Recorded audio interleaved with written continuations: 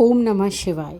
आज आगे की कथा कहती हूँ जिसमें इंद्र की विजय, इंद्र द्वारा विश्वरूप का वध, नहुषा का स्वर्ग से पतन, ब्रह्म हत्या से इंद्र की मुक्ति तथा पुनः राज्य की प्राप्ति के बारे में जानकारी दी गई है।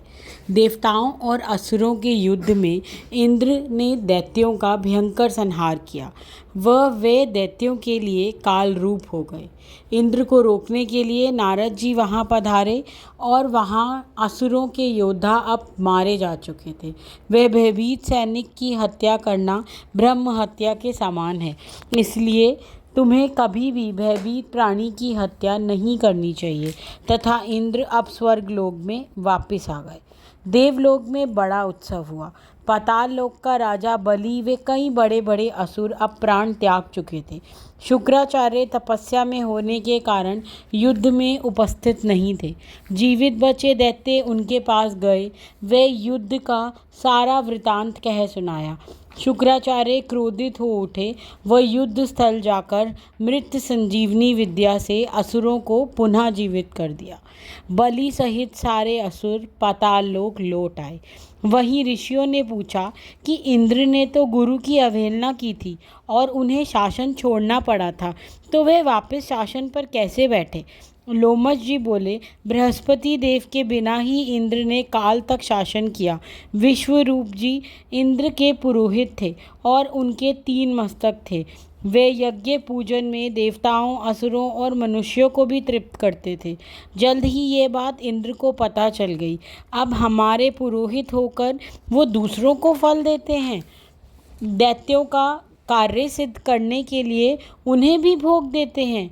यो समझकर इंद्र ने व्रज से विश्वरूप का मस्तक काट डाला।